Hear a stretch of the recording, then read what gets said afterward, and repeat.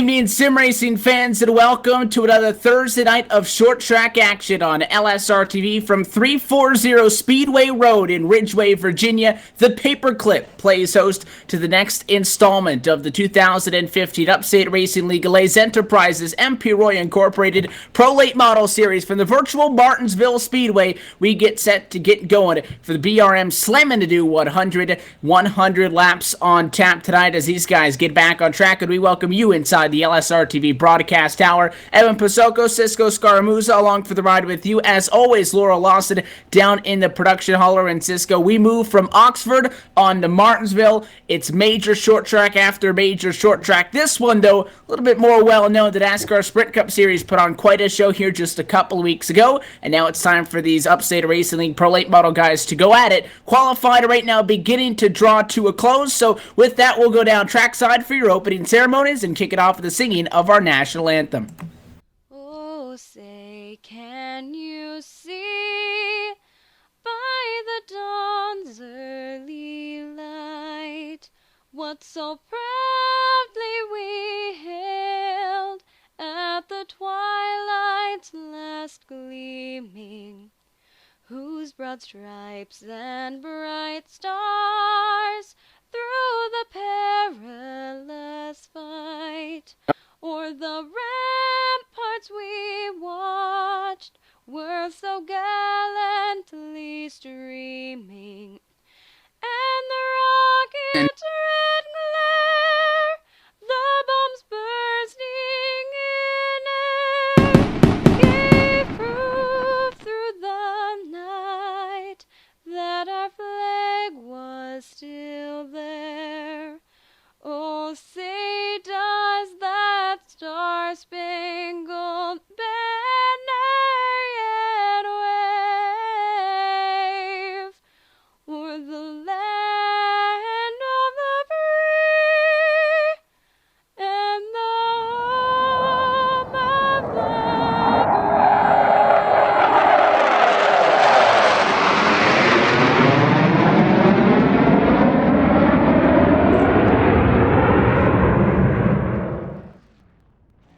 And a big thank you to Jaded Berkey for performing our national anthem. And with that, we're set to get rocking and rolling from the Paperclip as the field now takes to the grid. Let's take a look at your iRacing Memes starting grid for the BRM Slamming to Do 100. Your pole position tonight presented by NHR Racing goes to none other than the number 24 defending series champion. It's Brandon Odo in the iRacing Memes Corvette to start on pole with a 20.472 in the single car qualifying session. He'll lead us under the green flag tonight. Starting alongside him second, another big name, the number 51, Justin Fuller rolls from second spot. Joshua Cotton slated to start in third for this race. Your fastest driver in practice will find himself on the inside of row number 2. Outside to him in fourth, going to be the number 54 of Dale O'Neill, and Brandon Wilkinson starts tonight in P5.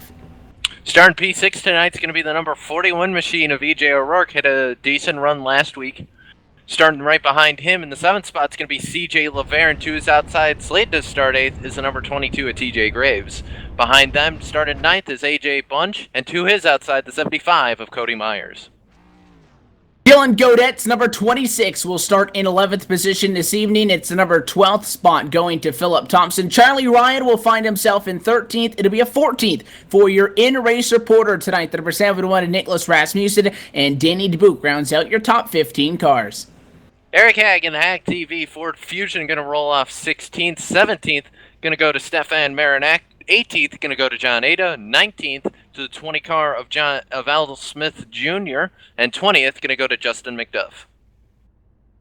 Brian Rogers Jr. will start this race from the number 21 position. 22nd to the number 151 Rodney Hackett's Mike Holtzclaw in 23rd. 24th is Bruce Hilton. And Zachary Mason rounds out your top 25 for the number 52.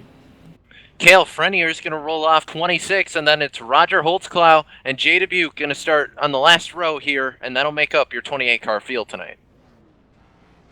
28 cars taking a time in qualifying. 2 provisionals available for the 92 and the 11. Neither of those drivers are on the grid at this point. So the number, at least at this moment, looks like 28 cars. 100 laps around this half-mile Paperclip. Will do 50 miles start to finish tonight from the Martinsville Speedway, and it's going to be the pace car's opportunity to duck down and away the next time we come around and get this race underway. We talked about Nicholas Rasmussen. We'll talk to the driver of the number 71 machine as the night goes on, but what the big thing to look at is that it's your defending series champion Brandon Otto trying to get on the right track for this season's 2015 championship, and he is your pole sitter in the iRacing Corvette. Again, it's Fuller, Cotton, O'Neill, and Wilkinson. There's big names at the back, and there's big names up top side. And we're glad to have you with us on LSRTV. Pace car going to get down and away this time through 24. Scott, from when the pace car drops down to the flag, but drops the green flag to get us underway.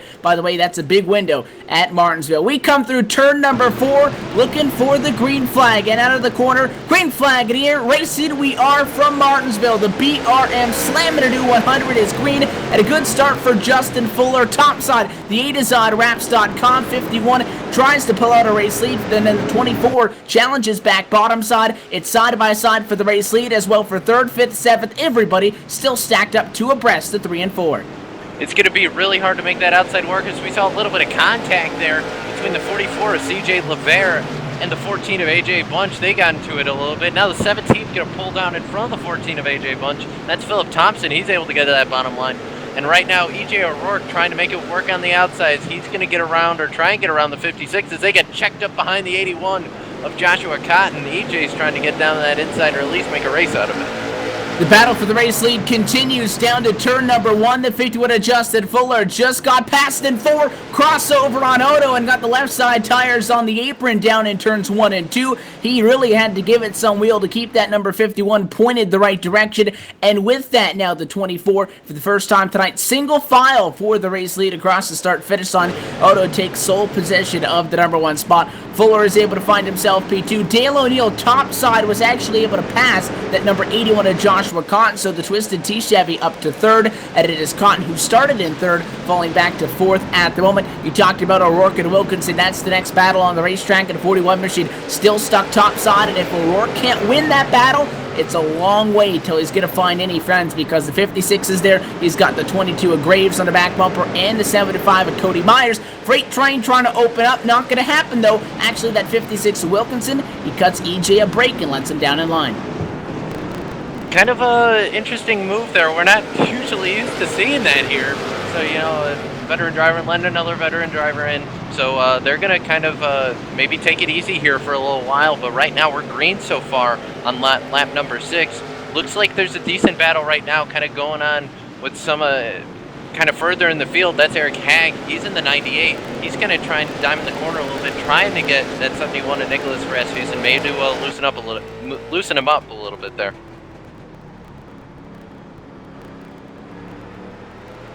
And we go on board with the A to Z Wraps onboard camera aboard the number 98 of Eric Hag right now back in P15. He's started in 16th, so picked up 1 spot. You can see the accordion effect happen in front of him every single time those cars in front of him cycle into the corner. There's Dylan Godet in 12th. They're followed by Charlie Ryan, Rasmussen, and then you're back to the 98 of Hag. So these guys bumper to bumper to bumper to bumper, really 4 guys back here just outside of the top 10. A little bit weary when those guys towards the back of that get on the brakes because they don't want to drive it in as hard because guys are checking up. Battle, though, inside of the top 10. The 22 of TJ Graves for about the 3rd lap in a row. Takes a look, and now a little bit of a tap that time to Brandon Wilkinson. These guys know each other. They're no strangers. And that 56 in P6, the 22 in 7th, and Graves wants to go forward after having 2 DNFs to start the season. Getting physical out of 4. He'll move him out of the way and side by side for 6th. And that driver in that 22 car, he's the hungriest I've ever seen him. Talk to him before the race, and he is very hungry to maybe get a win here, or at least have a good finish, because the first 2 races have not gone well for him. Crossover, though, by Wilkinson. TJ's going to come down the block. He'll squeeze him down the curb. TJ's going to hold on to that spot, but he's got to make sure not to give up that apron again, as that's going to kind of accordion that line a little bit. And we talked about that earlier. Right now, Wilkinson kind of backing up the 75 of Myers, behind him the 44 LeVere. So TJ now going to put a little bit of a gap on Wilkinson, so let's see how good that 22 double clutch machine is.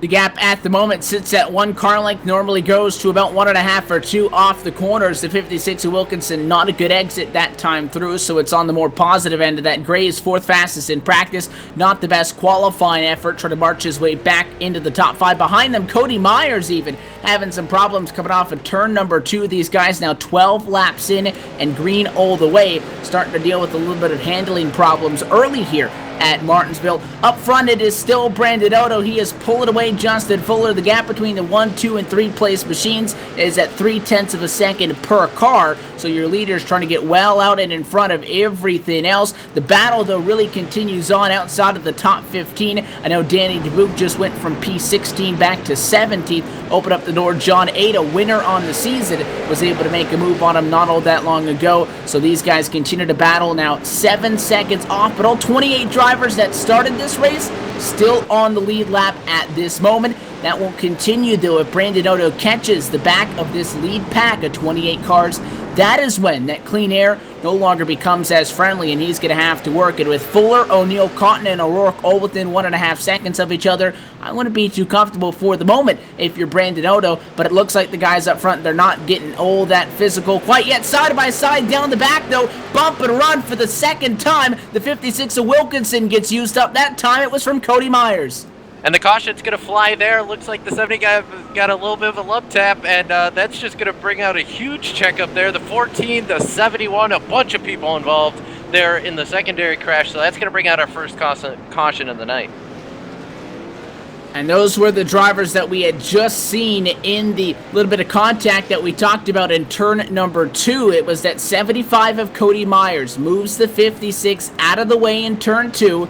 Goes to the inside of the racetrack, and I think it was the 17 back, Philip Thompson, trying to split the gap to the inside. He thought he was clear. The 44, though, down on the inside of the racetrack, and the 17 tries to go from the outside to the inside. The 44 probably was not expecting that, and CJ Lavera, as you would imagine, is not all that understanding of why the 17 tried to split the gap from the 56. He knew that if he stayed topside, he'd lose some more positions. He tried to get in front of Lavera, cut the nose of Lavera off, and you can tell that he overshot the corner because he still went in there and hit the 75, and 2 cars go around. Nobody really gets a huge piece of damage in that over behind them, and everybody else tried to scatter to avoid it. You saw the secondary accident send a couple of guys all the way around. Big loser, the 14 of AJ Bunch, top 10 starter, now 1 lap to the negative. He's forced down to the pit lane to get some damages fixed. But a great run, or great save there by people like the 2 of Mike Holtzclaw and the 25 of Zachary Mason. They did a great job of checking up for that wreck and making sure they weren't going to be in it. So great job by those guys to miss that one. So with that, we slow things down for the first time tonight. It comes at lap number 18, so almost at 1/5 of the way through this race at the Martinsville Speedway. The BRM Slammin' to Do 100 tonight, presented by Brian Rogers Motorsports, a small racing team from the Plattsburgh area. Brian Rogers has been a long-time competitor in this series, and for the second season in a row, BRM is sponsoring the Martinsville race in support of the Upstate Racing League, and we'd like to thank Brian and his race team for their continued support of this Martinsville event. You pick a race, why not Martinsville? And we know that the bump and run is always an option. We talked about this at Oxford, Cisco, 1 week ago, where if you hit somebody there, there's a couple of things that could happen. They could probably go off into the grass where there's no exterior wall. If you talk about a racetrack that's the home really of the bump and run, though, I'd have to say that it's the Martinsville Speedway, because there's literally no banking at this racetrack. If you want to get technical, there's 12 degrees. 12 degrees is not enough to feel it in these race cars, and you can get right up there on the curb, and you take a look at some of the track facts of this Martinsville Speedway. This is definitely the home of the bump and run, and you know, you got a little bit of a taste of it there. Brandon Wilkinson, he's gotten hit twice. Cisco, maybe he feels he owes somebody 1 or 2 shots now. Yeah, I mean, you know, we obviously saw in the Sprint Cup Series what kind of happens when people start to get a little irked. But this is a very old track in NASCAR. It's got a lot of character, and it also has some great finishes in it. So I think we'll be seeing one of those tonight. But yeah, I think payback is certainly very easy to do here. And you can hit somebody and move them, and then you can hit somebody and wreck them. So far, they've been rather good with that so far. We'll see if that continues. Going to be just left with 79 on the board as we get set to go back at it. The pace car down and away. Front row the same way it looked at the drop of the first green flag. We round through quarter number 4. American Ethanol, green flag, back in the air we go. And Oda with a good restart on the inside of the racetrack. He's going to be clear down to turn 1. 51 of Fuller drives it in hard topside. Not going to be enough, though, and center off on the bottom of the place to be. It's Odo P1. And we got a car around right now on the through 1 and 2. That might be a caution. No caution yet. The 21, there's the caution finally. The 21, 52, 4, and the 14 yet again of AJ Bunch. He's not having a great night right now, Evan. And that caution took quite some time, and it started with the 52 of Bruce Hilton as we get set to take a look at the LSRTV replay. So quick caution flag back out. The 52 of Bruce Hilton, he goes into the corner almost identically to what we saw just one accident ago, and that's a car topside trying to duck down to the inside by the time he gets to the corner. And when he does that, he wasn't quite clear on the 151. Rodney Hack not expecting that to happen. Hack drives into the back of him, and there was green for a lot of this. The caution didn't come out right away. Hilton was in the grass. He came back up and caught the number 21 machine. So Hilton's backwards. And then you had mentioned Roger Holtzclaw, that Hoosier Racing Tires machine. He got turned around also. He almost got stuck down on the curbing. And then I think when they backed it up, the caution came out, and it was race control that had to trigger that. So second caution flag in a row now at the Martinsville Speedway. This is what we can see. Cautions early, cautions late. Still a racetrack that can give you some green flag racing, but when you're doubled up, and I mean, the outside is not a place to be. I know we saw Brandon Wilkinson cut EJ Aurora a break a little bit earlier, Cisco, but I think outside of cutting somebody a break, we're not going to see many passes topside. That's why there's that sense of urgency of coming down to the bottom, and we had this same conversation 1 week ago with Oxford, and that is guys trying to get to the bottom, trying to force it down to the bottom, and early in the race, you expect some guys might give a little, but more take so far.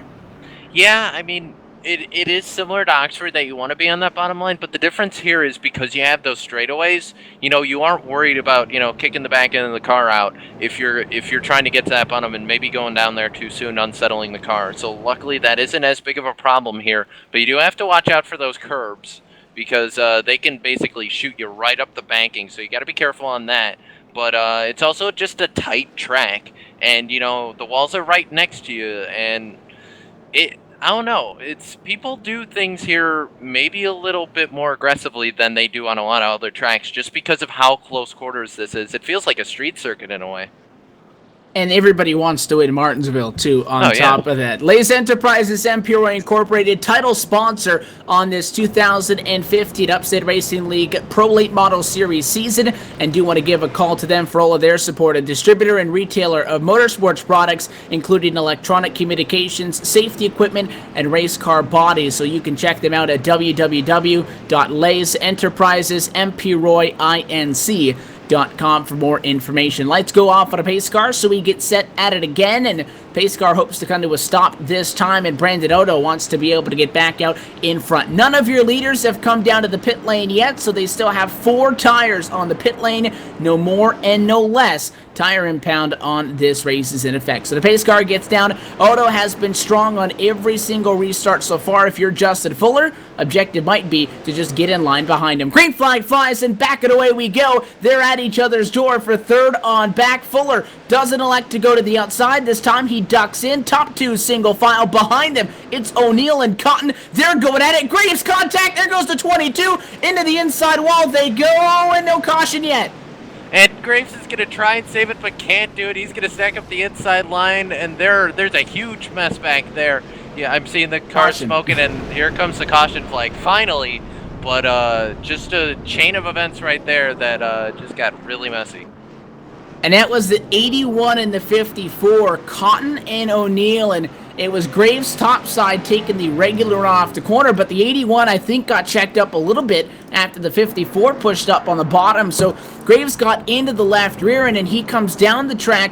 He gets into the inside wall. E.J. O'Rourke, the other name that's into the inside of fence, and we'll take a look at the replay now. And then the 22 machine trying to get a handle on that race car down to the turn, spins it out in the middle of the corner, and actually got lucky, if anything, because he didn't plow the barrels at the end of the pit lane. But I know Graves is involved, the 97 machine is involved, so Godet in it, John Ada, Rodney Hack. I know the 20 just squeaked through. Al Smith Jr. didn't necessarily get through 100% clean. I'm safe to say that that's the big one in turn number 3, and that puts us in 3 cautions in a row. So especially at Martinsville, it must ring true that the cautions breed cautions.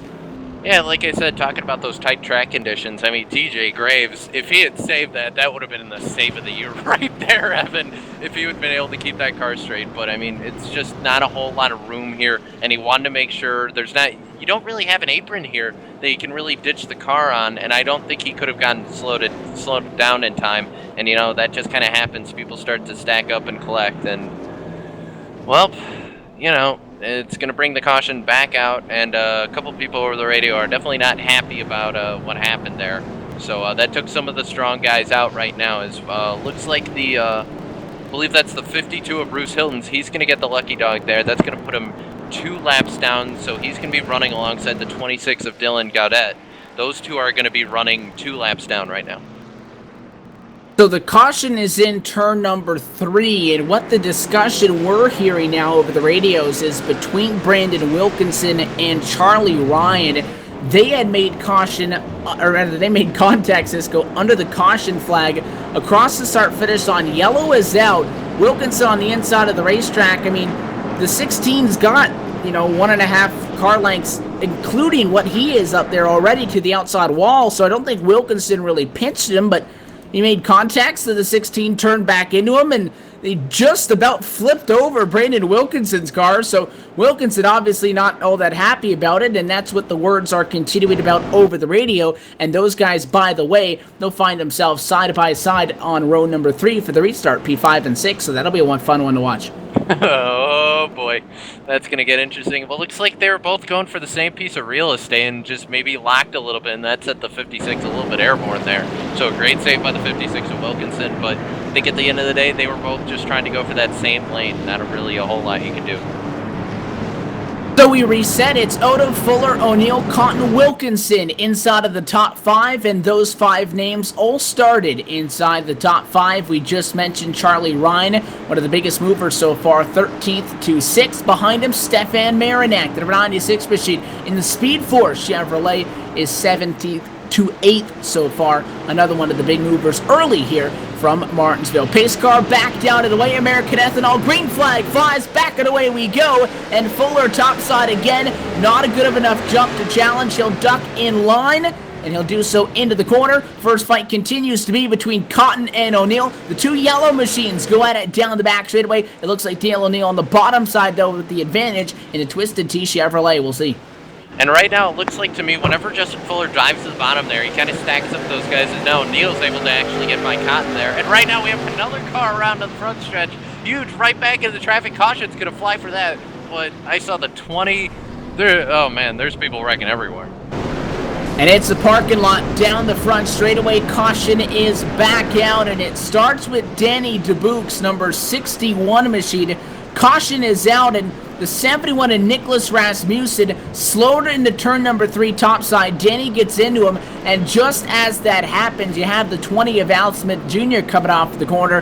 Those drivers meet each other, and they get hooked around to the inside. Then they both spin topside after the 25 got into him. That was Zachary Mason with nowhere to go. They shoot up the hill, and it looked like a lot of guys were going to get through. To add insult to injury, TJ Graves, who was just in an accident, he gets caught up in that one. And then cars topside that weren't able to get around include the 91, the 4, and the 21. So track gets blocked. It's almost like Dover or Bristol out there so far at Martinsville. The carnage continues after a great opening green flag stretch. A couple of yellows here, all back-to-back. Continue to keep the pace of this race at a slowed rate to this point. Nothing has changed, with Brandon Odo. I'm sure he'd like to go green, but he doesn't mind because he continues to lead.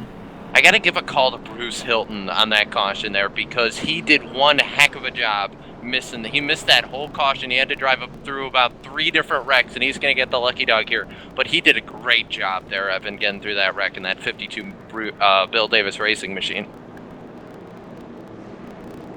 Let's take a look at our championship standings. Still young into this most recent championship, the 2015-2016 Les Enterprises MP Roy Incorporated Pro Late Model Series is just 2 races in of 12. You take a look at the points right now, and what we need to mention is that, well, there is a chase in this series after 9 races. The final 3 races will be fought amongst the top 14 in points. That's what you're looking at. The points as they sit right now, though, it's your defending champion, Brandon Odo, topping him. John Ada in second with the trip to victory lane. And then your other winner from 1 week ago, Tony Mongi, after a poor start to the season, he's outside the top 10 in 11th. But for Odo, in front of John Ada, leading the points with no wins on the season. And all the other big names are up there. You got Al Smith Jr., Rasmussen, Rogers, Fuller, Thompson. And at least 3 of those names I just said have been in accidents so far tonight. So it is a very short season. You have 9 races to be the top 14 cars to race in the championship. Probably not a good idea to get in an accident. Not that you ever want to, but it's probably not leaving a whole lot of room for mulligans on this season because you're getting grids of 25, 30 cars every single week. It's going to cost you a lot in points, and again, the best way to say that is Tony Mongi, who did not have a good start to the season. He's won a race, but not even a top 10 car at the moment. So talking about trying to get good finishes, Odo, Fuller in a good spot at the moment, but for those guys that have been in accidents so far tonight, obviously not in a good position to this point in the championship. Yeah, and as we get set to go back green here, lights are out on top of the pace car, but it's going to be interesting here. I think we've had enough cautions now with these guys. I hope they realize, okay, we need to go green here and make it nice clean here for a little while. So let's hope these guys can get it going green here. And I think what we've learned is the outside not the place to be under green, and nor if a caution comes out, because that seems to be where all the problems are. Green flag flies, we go back at it again. Odo actually goes up in front of Fuller this time to single file those guys out, and 3rd and 4th get sorted out. O'Neill takes 3, 4 is going to go to Cotton. The battle for 5th on back, checking up down the backstretch is Brandon Wilkinson. He gets slowed up, he gets tapped in the back by Stefan Marinak. Both of those drivers stuck topside as the 44 to CJ LeVere coming on the inside of the racetrack. He's trying to make the pass for P6. Wilkinson has it at the moment. The outside, though, not going to be the place to be, and we're side by side for P6 on back. 44 wins that battle. 56 looks like he'll take 7. And he dives down that inside there, and he's able to do that and get right behind CJ LeVere there. So right now, Stefan Marinak's the first guy kind of out there on his own right now. He's got Eric Hag behind him. So those two need to find a spot in line here and maybe start to make things work here. But right now, looks like those guys are kind of battling right now. It's now the 17 of Philip Thompson. He's going to dive that outside. Right now, he's going to check up Eric Hag a little bit. Hag wasn't expecting that. And right now, Marinak's actually going to be able to get in front of the 56 of Wilkinson. A little bit of checkup there, and that's going to allow Marinak to get down. But right now, that Eric Hag still stuck on that outside, wasn't able to get down this time.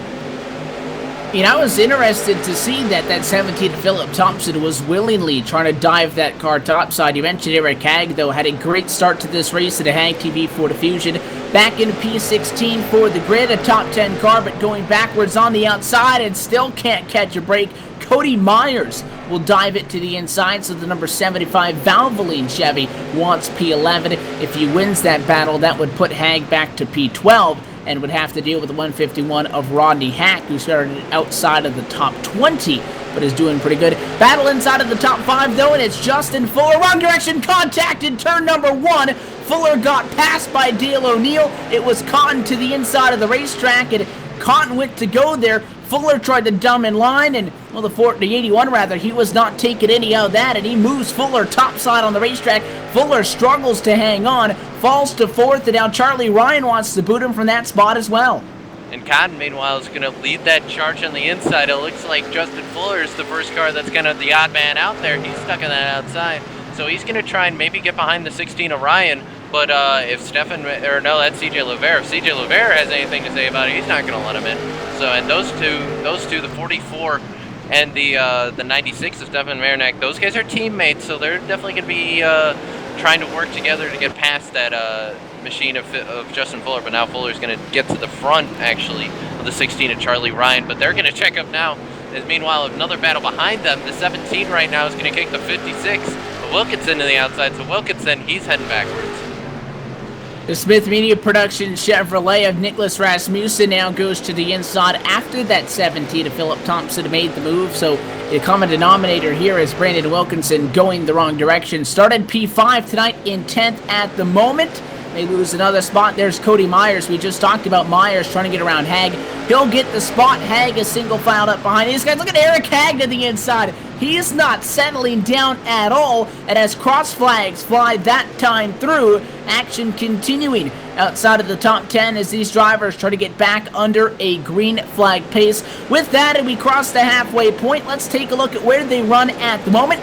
Take a quick peek at our iRacing.com Midway Race Break, presented by iRacing.com, the leader in motorsport simulations and the official sim racing partner of NASCAR. Brandon Otto's your race leader at lap 52. It's Dale O'Neill who slots up to second. Cotton followed him through, and it's Fuller who has since fallen to fourth after starting in second. Charlie Ryan still one of your biggest movers on the evening in P5 right now. CJ LeVere recovering from some earlier contact, the P6. Stefan Marinak is 7th. Philip Thompson in 8th. It's Nicholas Rasmussen 9th, and Cody Myers inside the top 10.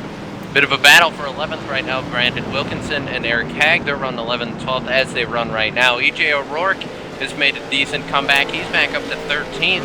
14th, Rodney Hack. He's running in that number 151 car. Behind him is the 12 of Ryan Rogers Jr. Behind them, the 4 of Cale Frenier. He's having a great night from plus 10. And behind those guys, it's going to be one lap down from there. Running 18th is going to be Zachary Mason, 19th Bruce Hilton, and 20th is Mike Holtzclaw. And then everybody else, obviously, here on out, multiple laps down. 2 laps to the negative is Dylan Godette. The 26 is out on track. Same thing with Danny DeBuch in 22nd. 4 laps down is AJ Bunch. He's out there in a beaten and battered iRacing Chevrolet. 24th is TJ Graves. Looks like it'll be the 3rd DNF on the season for the driver of the 22. Justin McDuff behind him in 25th. Al Smith Jr. 26th. It was the 27th for Holtzclaw. John Ada in 28th. And J.F. Champagne in 29. Those back 5-6 drivers already behind the wall at the halfway point. This has been your iRacing.com Midway Race Break. For a wide variety of racing possibilities on the web, visit iRacing.com today. Brandon Otto is extending the biggest race lead we have seen all night long. The gap now 1 second in front of Dale O'Neill, who, by the way, kind of hard to be quiet for a guy that's been top 5 all night, but he has been. He was fighting with Joshua Cotton, and we talked about those guys going at it on each other for the restarts, 2-3 of them in a row. Well, O'Neill, once he was able to get that sorted out, both of these guys worked together to pass Fuller. They're not doing all that bad. Right now, they're not as good as Brandon Otto, but having great runs, and their cars are clean, something that can't be said for a lot of the guys behind them. Right now, as we go on board with Brandon Otto, who's leading this thing right now, we're going to take a look. I don't see any lap cars right now, so I don't think we have to worry about that, Evan. But right now, he's got a huge gap on 2nd and 3rd, and the closest battle I can see up in the top 10. Actually, there's not really any battles in the top 10. The closest cars together right now, actually, it's going to be that 71 of Nicholas Rasmussen. He kind of dimed in the corner a little bit to the 17 of Philip Thompson, so that might be a battle starting to brew. Rasmussen up 5 spots, Thompson up 4 spots. The race at the moment for your Hard Charger Award, which will be presented by Mach 2 Management for the Hard Charger on the race. Most spots gained start to finish is actually back in the pack, and it's Jay DeBoo, who started in 28th spot and is in 17th right now. So good runs for a lot of guys like Charlie Ryan, Stefan Marinak, Thompson, Rasmussen, Cody Myers, as well as Eric Haig, who, by the way, is trying to get back on the positive end of things. He's passed a couple of guys back after getting abandoned topside, almost contact, the 41 of EJ O'Rourke on the inside of him. That was a close call. in turn number 3. So all of these guys, you're doing all right, but you got to get going if you want to get around Jay DeBoot, who right now sits positive 11 from the start, and it's actually going to be around Eric Hag where we see that battle continue. Hag was just stuck topside. He had just gotten back down, and he actually passed a couple of guys back, Cisco, to get back going the right direction. Still positive 4. He'll go one more negative, though, now only positive 3 from the start, because once one car gets there, as we've seen tonight, the floodgates open. The 151 of Rodney Hack trying to do something with it. Nothing that time. Hag, though stubborn, not wanting to give up, he keeps it on the top side for now. He's had a couple opportunities to drop in behind the 41 of EJ O'Rourke. It looks like he might try and do it this time. Yep, there he goes. So he's going to drop in behind EJ, a little bit of a wiggle there. He's got to make sure not to give up that inside, but the 151 wants to get him down there and kicks him right back out to the outside. So Eric Hag, oh boy, Eric, come on, man. And this fight for position continues, but over 8 seconds back from the battle for the race lead, which is now a 2-second differential between the 24 of Brandon Otto and a 54 of Dale O'Neill. It's still Hag topside. That 151 of Rodney Hack looks like he's been through a blender. Now goes positive 9 from the start, and Hag clips the wall that opens up the door to the 12 of Brian Rogers Jr. Going to take advantage of that one.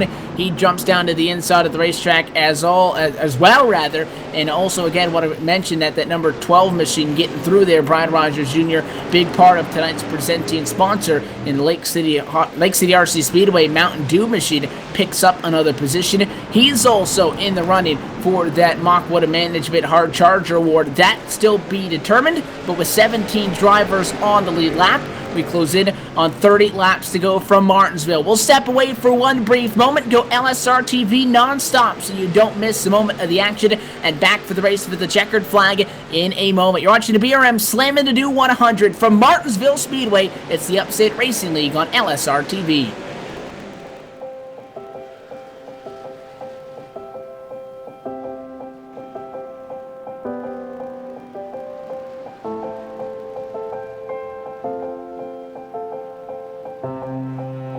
Trucking has always been a part of me. It started years ago when my dad and granddad were hauling vegetables to market in Liverpool. The family immigrated to Canada in the late 60s and settled near Alliston, Ontario. I bought my first truck in 1982 and Mercer Trucking was born. Today, Mercer Trucking has over 50 trucks and terminals in Toronto and Los Angeles. Our storage facilities at both terminals can handle any size of distribution needs throughout North America. We service the continental U.S., including Hawaii and Alaska. We run over 120,000 miles per month and some of the best equipment on the road today. We specialize in less than truckload shipments, show freight, we do rush team service deliveries, and haul your refrigerated or heated product. Our regular team service from Canada to California is second to none, and our staff and drivers are among the best in the business. I'm proud of our people and what they can achieve. Caution flag flies, and C.J. Lavaire's number 44 Speed 4 Chevrolet is turned around, and he can't get back going the right direction as the traffic cycles through. A caution flag with 29 laps to go will bring us back all together one final time, but it looked like C.J. Lavaire hard into the corner, goes top side, and it's hard to tell if there was contact or not, maybe a little bit of net code. Behind him is that 17 of Philip Thompson. Nonetheless, C.J. Lavaire ends up at the inside wall. The caution flag is out now. Do the leaders come down? Yes, they do. They're led by Brandon Otto. Yeah, right now, here come the leaders. They're going to come down pit road. Not a bad idea. You know, they got those 4 extra tires. Oh, man, Evan, you want to take 2 because you want to keep your spot, but at the same time, 4 might be nice too. But these cars take so long to put tires on the car. I don't know if you have enough time to go for 4, but let's see right now as everyone pulls into their pit stall. Right now, it looks like a couple cars stayed out. Those might be lap cars, though. As meanwhile, the 44, there he goes, and that's C.J. Lavaire. He's going to creep back to his pit stall, but it looks like I think the call's going to be 4 tires. And yep, the 24, Brandon Otto, he's going to lead him out. Joshua Cotton's going to come out second, so he goes up +2 on pit road. Charlie Ryan going to come out third. He's going to go up +4. And all of those guys off at a pit lane, right side tires only. Justin Fuller sticks around to get the full set of service, and he loses a lot of spots. So we'll have to see if those additional left side fresh Hoosier Racing tires are worth it. And as he cycles through, it looks like at the moment being scored in 9th position. Talk about drivers staying out, though. Well, what is left of the 151 Rodney Hack has stayed out, so the Ollie's Bargain Outlet Chevrolet is going to 2nd spot right now. E.J. O'Rourke, though, I like the call for the Gary Mercer Truck at Incorporated Chevrolet. In an accident earlier in the race after starting top 6. He needs a couple of caution flags, I would imagine, Cisco, to hold off Brandon Otto, because with Hack staying out, the 151, if he stays out, he'll be topside. That's going to put the fastest driver all night long by a lot right behind you with fresher tires than you. So O'Rourke, he's got a legitimate shot at this, but I think he might need a little bit of help to get the job done. He will be your race leader, though. I mean, track position's so key here because you got to be on that inside, but these guys with the fresh tires, they might be able to boot you out of the way here, so you got to be careful of that. But Odo does have that fresh rubber, and O'Rourke really doesn't have a big buffer of cars, so he's going to need a little, I think you're right, he does need a little bit of help here. Question is, if you're topside, what does that 151 of Rodney Hack have, who is actually right now having a couple of connection problems for the driver that is scored in 2nd. The 151 at the moment, plus 20 from the grid, but looks like some late race connection problems have taken him off of the racetrack. That'll move the 81 of Joshua Cotton to 2nd, and will delay the restart and go around one additional time at least, as the pace car did already duck down, but because they did not exit the restart box, we will regrid it, and that's good news for Rodney Hack, because Cisco, he's back now. So a 1 lap of a connection problem for him, and if we went green, he'd probably be outside the top 10, so he's thankful for that one, and it looks like he'll keep P2. Yeah, he's lucky. It looks like the connection was reestablished. Everything's good. They have to catch the pace car, though. So I think, oh no, we are going to go green this time. This will be interesting because the field needs to catch up to itself, so this is going to be a little dicey. Green flag back in the air with 23 laps to go from the Martinsville Speedway. Top 2 single file. It's O'Rourke, Dodo to the outside of the racetrack. The power move. Everybody, they go 3 wide behind them as the 151 misses the corner into the outside wall. Now 3 wide for 3rd behind, but for the race lead in turns 3 and 4. And Odo, power move top side to the race lead. No contact. O'Rourke gets into him. Brandon Odo into the outside wall. 3 wide for Joshua Cotton. And he's not going to be in. Oh, no, he got hit again. He shot him off the track. Oh, and O'Rourke's around. Oh, see, there he goes. doesn't. No caution, the 41. Right now. He's Josh backed Cotton up against still the inside retaining wall. I don't know. He's stopped and he's waiting. We stay green. Yes, we do. And it's Joshua Cotton with 21 laps to go, out by a mile. And right now, the big battle on the track is Brandon Odo trying to get back through that pack. Right now, the 71 of Rasmussen's going to get around the 151 of Hack. But remember, Hack doesn't have tires. So, you know, he's going to be sliding back in the pack as they check up behind him now. The 44 of CJ Levere wants the 151 to get out of the way. But it's just not going to happen. He's knocking on the door right now and checking up some of those guys behind him. And that's the definition of this race breaking out. It started with Odo topside, the power move to try to get around at-time race leader E.J. O'Rourke. O'Rourke gets him in the left rear. It's Odo into the outside wall. He drops back a spot, and it's Joshua Cotton who goes 3 wide to make the pass for the lead. And then when they're at it again side by side for a second, as you take a look at the replay on your screen right now, more contact sends Brandon Odo up the racetrack, who has now fallen to P5. Charlie Ryan, a lot of contact. Odo at the moment trying to get around the number 16. It's a good battle for 4th, and I believe the 24 are going to have the upper hand on this one as he goes to the inside of the Jack Daniel Chevy and gets the spot. So Odo to 4th. It's Charlie Ryan back to 5th. But the battle for the race lead, a good one. Joshua Cotton leads the way, but it is the 54 of Dale O'Neill applying the pressure. The Twisted Tea Machine has been a little bit quicker than Cotton Chevrolet all night long. Will it take a bump to get by him? I don't know. We'll have to see. These guys have been racing. Oh, looks like the 54 got in the wall a little bit there. O'Neill, he tagged the wall a little bit, but he's going to dive it in tough right now. And there he goes. He uses the bumper. He's going to try and get the 81 loose, but it's going to work against him because right there's the 51 of Fuller. Fuller's going to try and capitalize on that as he's going to make a dive, and they're nose to tail right there through 1 and 2. You saw EJ O'Rourke spin. He's back going. He's 14th out of the 14 cars on the lead lap right now. But you're exactly right talking about Dale O'Neill. He's second. Fuller is third. Both of these cars are probably a little bit quicker than Joshua Cotton, but what Cotton's got is, well, the 54's got to deal with the 51. If you're Justin Fuller, you don't want to wait for Dale O'Neill to pass Joshua Cotton before you pass him. You're trying to pass the 54 to get second, then you want to pass the 81 for the race lead. Dale O'Neill's trying to pass the 81. If he's eyeing the leader, it's easy to kind of forget about that guy behind you, Cisco, and he got caught there because when he tried to make that move in 4, Fuller got right to the back bumper.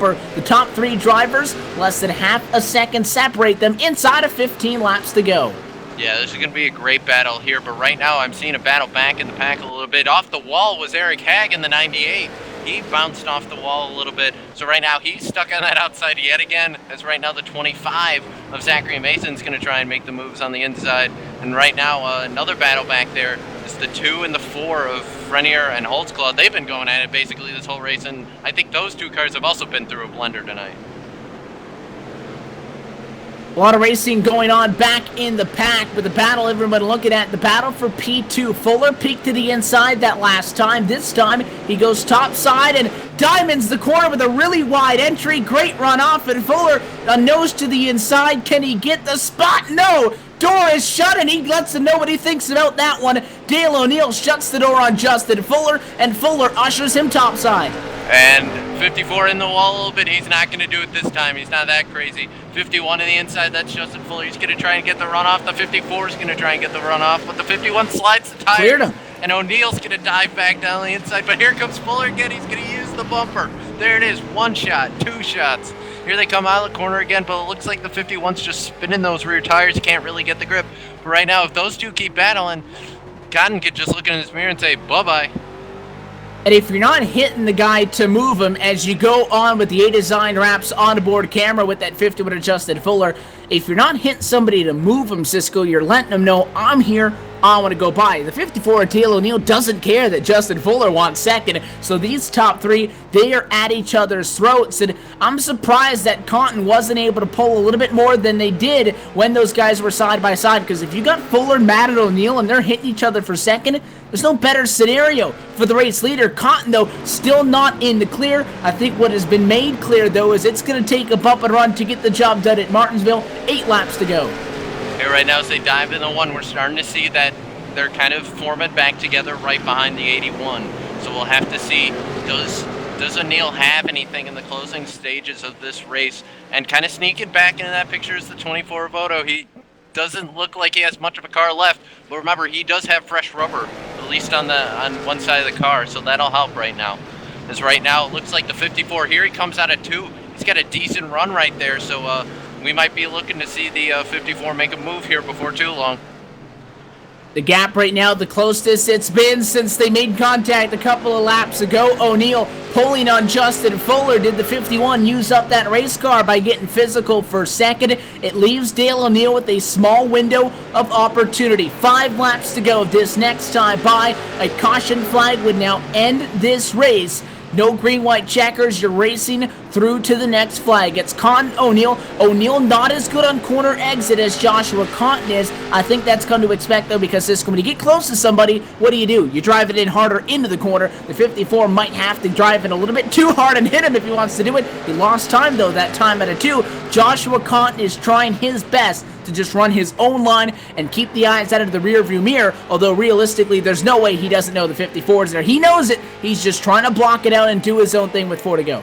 4 laps right now, and looks like those guys might actually catch EJ O'Rourke, which will put a wrench in the works unless EJ gets out of the way. But even that, you never know what could happen here at Martinsville. Down into turn 3.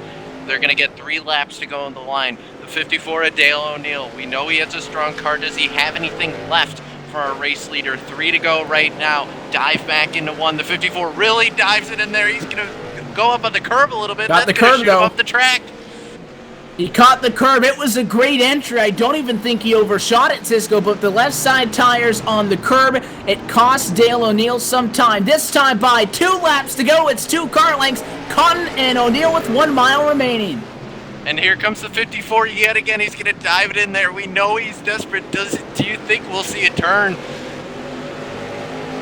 I don't know if he gave it a man, little bit too much lost that time at a two. He's off that thing. Right now, Turn as they 2 come has into not 3 and been 4. kind. He has not No, been he good in has. turn 2, and he's losing more time. The gap now 3 car lengths. Can he make up 3 car lengths in just 1 lap? The white flag in the air. Justin Fuller sits in 3rd. He awaits in the wings. Back straightaway for the final time. The gap, a big one. 54. Hail Mary to turn number 3. It won't be enough. Got a turn number 4. You can put it in the bank. Checkered flag in the air. Joshua Cotton, your winner at Martinsville. And right now, the 54 is going to run second. That's O'Neill behind him. You got Fuller, and right now, Odo's going to drift in the 4. Drifting in 1 and 2 behind him. You got Ryan, Rasmussen, and a couple other cars right there who are battling for position. We'll have to see what scoring says.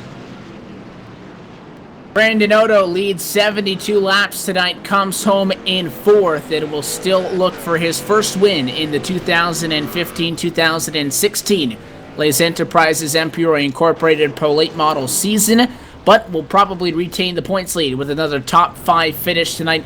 We were getting close to catching O'Rourke. What I wanted to see was not our leaders catch him. I wanted to see Odo catch him. Late race drama at Martinsville, you expect nonetheless, and Joshua Cotton pulls it out. He'll take the checkered flag, and he's going to burn it down as he deserves. The Ollie's Bargain Outlet Chevrolet, your winner in the BRM Slam-and-a-Do 100. As he does the Polish victory lap, we'll step away and catch up when he gets to the virtual Gatorade victory lane. Lots of post-race action still to come on LSRTV. We step away. More action for the Martinsville Speedway back in a moment. You're watching LSRTV, the home of the 2015-2016 NASCAR iRacing.com Pro Series and the voice of sim racing.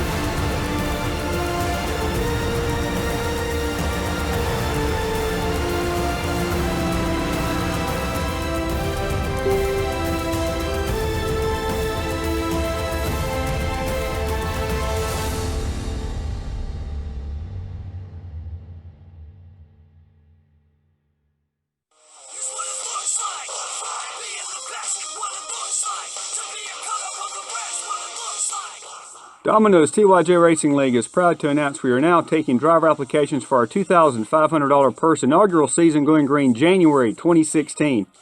At Domino's TYJ Racing League, you get paid cash, not gift cards or die casts. Cold, hard cash.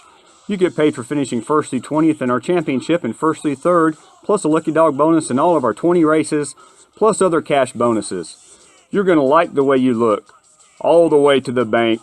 I guarantee it. Purse amount approximate, paid cash or iRacing books. Drivers carry less than $20. Report unsafe driving to local authorities. Apply today at Domino'sTYJRacing.com to see if you qualify for our league.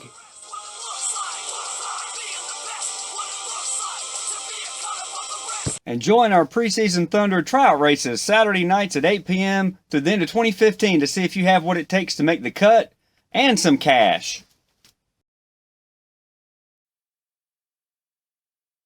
We welcome you back live to the virtual Martinsville Speedway. The dust has settled and another wild finish to round number 3 on the season comes to a close. And Joshua Cotton, 3rd on the grid, but no surprise that the car had speed. He was the fastest driver in the practice session. He goes on to win the BRM Slam-and-a-Do 100 over top of Dale O'Neill and Justin Fuller.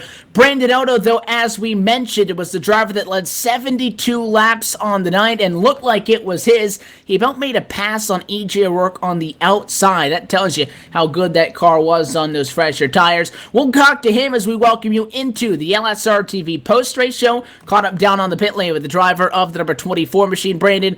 I'll say congratulations. It's a top 5 finish. It's good for you in points, but I know you wanted to pick up that win. Led a race high 72 laps and a whole lot of contact there after that final restart. What happened from behind the wheel of your Chevy? Well, I mean, there was a lot going on. Really just a disappointing day after what was such a great start for us. I mean, like you said, we were totally dominant out there, pulling away from everybody. I thought making that 2-tire call was a really good strategy, and a few guys did that too. And then some people took no tires. I tried getting EJ on the outside, and he eventually told me to go ahead. He was going to give me the spot, and he just ended up coming back up into me. I thought he was going to give me a little bit more of the preferred line there, but it was just real hard racing. Again, disappointing. It's not what we were looking for, but I guess we'll take the 4th place finish. We wanted to get a win with this Jeff Gordon tribute car. That was just disappointing. And we mentioned it's good for you points-wise, looking forward to make the chase at the end of the season after the 9 races of the regular season. So already 1/3 of the way through the regular season before we go to the chase, and you led the points into tonight. You pick up your 2nd top 5, 3rd top 10. So it hasn't been a slow start at all in your quest to defend your championship from one season ago. But again, you still, as you mentioned, and you obviously want to get to victory lane in this one. The car was so good, though. 3rd fastest in practice. I mean, blew everybody out of the water in qualifying. I think once we actually got some green flag laps there going, you were over 2 seconds in front. Outside of those cautions at the end there, I don't think there's many way that number 24 doesn't win this race. What can you take from a strong run like this, and although it doesn't come to fruition at the end, to build upon this and go forward with 6 more? Well, I mean, it was just kind of a freak incident the way we lost this one. We definitely had the car to win all night long. So I think if we can keep driving like the way that I have been, and especially with all my teammates working with me, Tony Monge and Anthony Bunch out there, we're definitely probably one of the top tier teams out there that can go out and win every week. We had Tony win last week, and we almost brought home the win this week. So it's just a lot of momentum for our team. We know we can go out there and win, so we're going to take that into all the races this season, and hopefully get all of our cars in the chase. That's the biggest thing right now.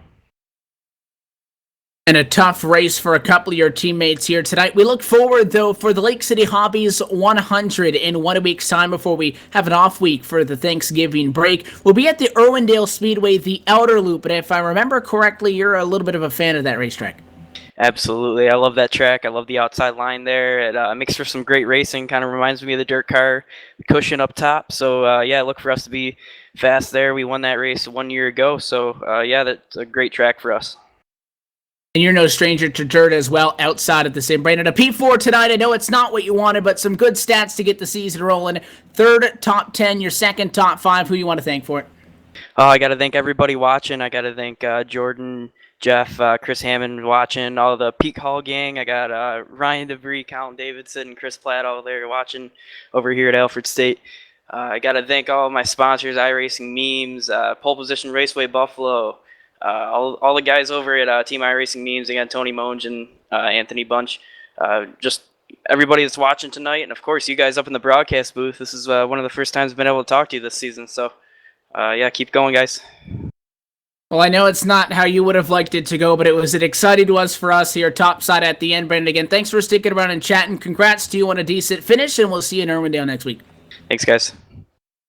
So that is your 4th place finisher piloting the number 24 iRaceCityBeams.com machine. It is Brandon Odo coming home in 4th tonight. Going to pass things up the pit lane just a little bit to our 3rd place finisher tonight. It'll be a podium finish for Justin Fuller. He went with the 4-tire call. He walks away with a P3, and Cisco, you're with him. Yeah, I caught up. Justin, you had a decent night there. Kind of coming towards the end there, we saw Dale O'Neill. He was really trying to, get the 81 loose there a little bit, and we saw you kind of pounce on there, and then you started to fall back. Do you have anything left? We early in the race, we were running with Odo and pounded the wall down pretty good. I knocked a toe out, so we were tight the rest of the night. Already on a tight track as it was, so we were doing the best we could, and I had nothing for him. I was kind of hoping O'Neill was going to rough him up a little more, and I was going to be able to get under him and hold him off, but it never ended up happening. But it was a good race. Yeah, absolutely. You had a great run there. Talk about kind of, tonight I was noticing the line on the track was like really rubbered in. Did you guys feel that out there during the race? Absolutely, it pushed really bad. You had to really take a wide entrance to get the car to turn in the center. I mean, there was multiple ways to take the corner. That's just how I was doing it anyway. I'm not a big fan of tight tracks, tight setups. I'm kind of waiting for the bigger tracks and the tracks that are going to be hot and slick and slimy. That's where I'll do a little better. But I enjoyed the racing tonight. Don't get me wrong. Absolutely. Well, the car isn't as pristine as it used to be, but you still bring it home on the podium. Who do you want to thank? Oh, we'll get the truck, the old car shined right up. Adasan wraps. He'll wrap me a new car, and we'll put a new body on it, or at least the right side on. I think the left side's good. We'll take it to Irwindale, see what we can do. We haven't won there since the 2013 season. We've had some bad luck there, but it's a good track, multiple grooves. But I want to thank Adasan Wraps, Nasty North Sticker Company, MP Roy for sponsoring the series, Brian Rogers for sponsoring the race, iRacing Memes, Hag TV, Lake City RC Speedway, Hanson Starter Shop, Mach 2 Management, NHR, Allied Financial, Lake City Hobbies, everybody that sponsors this league, LSRTV, Al Smith, and the Upstate Racing League. Looking forward to next week. We should have got a nice little points there. I think we're going to jump up to second, and can't wait to get going again next week. All right, well, that's your third place finisher, Justin Fuller. And right now I'm going to walk down pit road a little bit here, and I'm going to catch up with our second place finisher, Dale O'Neill. And Dale, man, you kept diving it in there. We thought you might be able to do it, but you just came up a little bit short there, but a great run for you. Yeah, I felt like I had probably the second best car on the track outside of Odo, but at the end there, I didn't want to get into the quarter panel of Josh. I tried to hit him square. If I couldn't move him, I was just going to take second. Well, from that response, I got to ask, we basically saw you and Cotton fighting for most of the race. How hard is it to come to a track, as small as Martinsville, but be able to race someone as clean as you two did? It's difficult because it's a one-lane track. If you get stuck on the outside, you're going to get freight trained, but, I mean, you got to race other people how you want to be raced, and if you don't show people respect, then they won't show it back. Well, there you go. I mean, Martinsville is a key track where you got to be respectful there and make sure you aren't roughing it up too much because you could dent up the car. But I talked to Justin Fuller there, talking about the groove and kind of how it was getting rubbered in. He said it was really tight out there. What'd you think? Yeah, the car was really tight. I almost was trying to run on the curb to get the car to turn because the longer we ran, the tighter the car got. All right, well, Dale, you finished second. You had an awesome run tonight. Who do you want to thank? I want to thank Al, everybody who sponsors the race. I want to thank Brian Rogers for sponsoring tonight's race. I want to thank Tensa Champlain for sponsoring my car, and you guys for doing the broadcast. Thanks a lot. All right, well, that's your second place finisher, Dale O'Neill. He had a great run here, and I believe Evan is on the front stretch here, just like they used to do it in the old days. He's on front stretch in victory lane with our winner tonight. They've rolled out the virtual Gatorade victory lane and caught up with your winner tonight for the Martinsville Speedway. The BRM Slamming the Do 100 goes to Joshua Cotton from third on the grid to victory lane after 100 laps. Joshua, first off, congratulations to you. Outside of all the strategy and track conditions and all that, we'll get to that in a minute. What was that like there at the end? Splitting three wide first off to take the lead and then holding off Dale O'Neill in those closing laps after he gave you a couple of shots. Yeah, that was just insane. I did not expect that three wide to open up, and I knew I had to take it because Odo was just unbelievable how fast he was, and I really got to commend O'Neill for racing me clean there at the end. I mean, he gave me a few bumps, but nothing to spin me out, It was a conversation that we had in the booth a little bit earlier, and that is you can hit somebody and try to move them, and then you can hit somebody and try to wreck them, and you guys used the bumper trying to move each other, and you held on and a trooper there at the end to come home and take this checkered flag. It was you in the 81, though, in the 54 battling for a lot of this race, and for a lot of this race, he had your number, but there at the end, you got in front of him, and you found a way to hold him off. What was that like racing from the start through the end, track conditions changing, plus everything really, getting chaotic there, especially after that final restart? Yeah, I was just trying to go into a mentality of just kind of ride around. The whole first half of the race, I was just riding, trying to save tires because I wasn't sure if I was going to pit, how big track position would be. So then when I came in and got 2, I was not sure because I knew O'Neill and Fuller were coming fast with 4, and I just got lucky, I guess. Well, you drive a very strong race car, fastest in practice, third best in the qualifier session, so it's no surprise that the 81 had speed, and we knew you were good here. What do you like about this Martinsville Speedway? It's kind of like Oxford a little bit. There's a curb on the inside. Really, that's it. It can get physical. It's a very flat track. It's very difficult to pass at. A good qualifying effort made things easier for you guys because you didn't have to get through a lot of traffic, but what did you like about this track that you think maybe made it a good track for you to race at and led you to get this win? Yeah, I love Oxford too. So I don't know. They just are like finesse tracks, easy on the throttle and weight on the gas, and that's I don't know. And I seem to like a tight setup, and that's kind of what we're given here.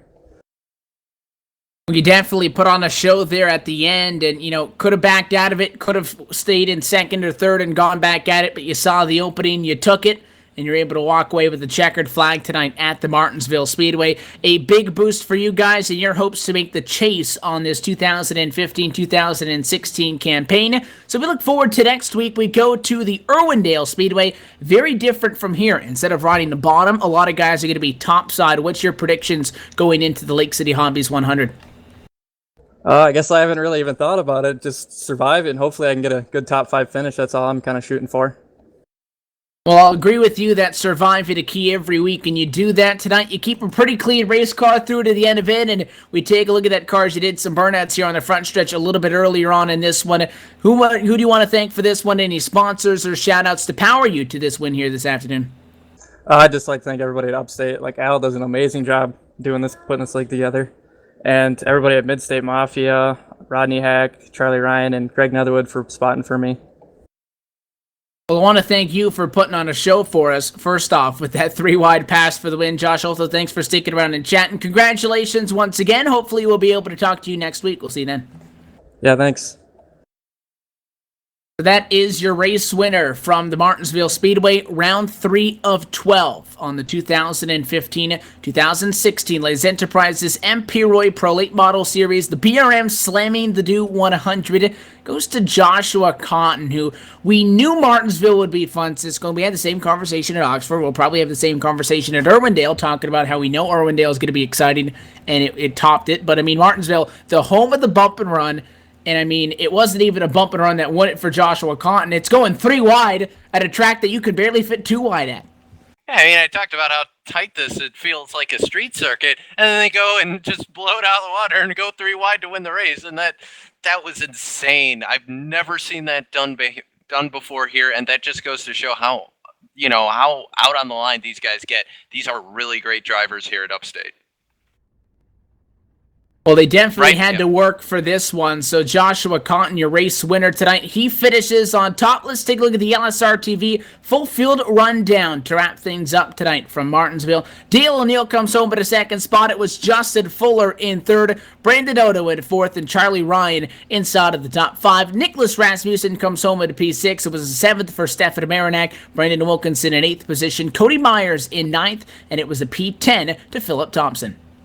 11th place is going to go to Brian Rogers Jr. Behind him in 12th is going to be Rodney Hack. Bruce Hilton, great run for him. Talked about him a little bit during the race. He's going to finish 13th. EJ O'Rourke going to come home 14th after that miscue there, and that's going to top off everyone who finished on the lead lap. 15th, CJ LeVere.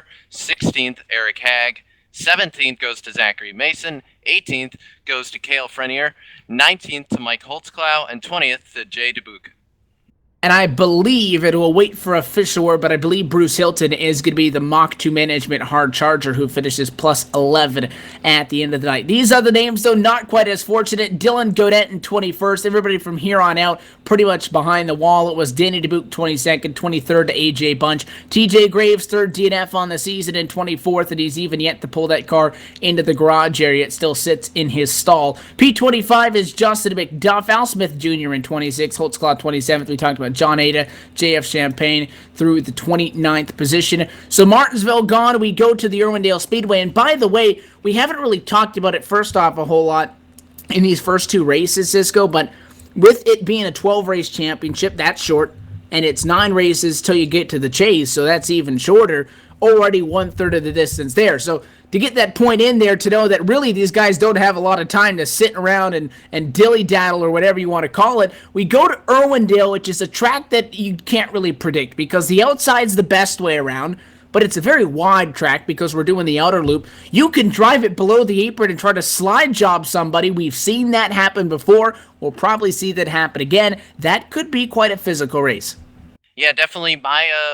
My orientation to Irwindale was in the national car, and that was definitely a unique experience to say the least. But Irwindale is such a great track, and I mean, obviously, if you're familiar with racing at all, you kind of know its fate and what's going to happen. It's going to be a shopping mall pretty soon here. But it's always been a great track, and I'm happy it's on iRacing because we get to go over there and have great races here in these pro late models.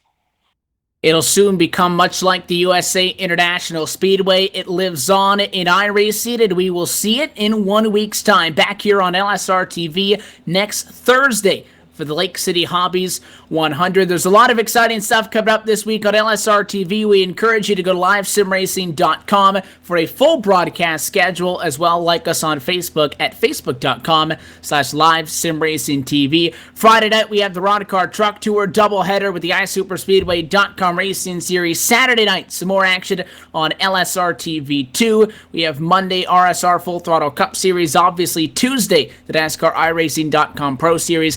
All of that and more on your home of sim racing. If you want more information on the Upstate Racing League, you can check them out as well online at upstateracingleague.com. Until Irwindale, though, Martinsville hits the history books for one of the most historic tracks and one of the most fun ones to watch as a spectator. And as I was talking about with Brandon Oda there, probably maybe not as a driver, but for us, put on a treat tonight, and that's the kind of racing you come to expect every single week, and we hope to see you next Thursday as well. Until then, though, that does it from Ridgeway, Virginia. On behalf of the entire LSRTV team and for the booth team tonight, for myself, Evan Pasoko, Cisco Scaramuza, and our executive producer, Laura Lawson, we thank you so much for tuning in. Congrats to Joshua Cotton. The BRM Slammin' a Do 100 goes to the driver of the 81, a winner at Martinsville. We bid you good night. Till next time, we'll see you in Irwindale next Thursday evening.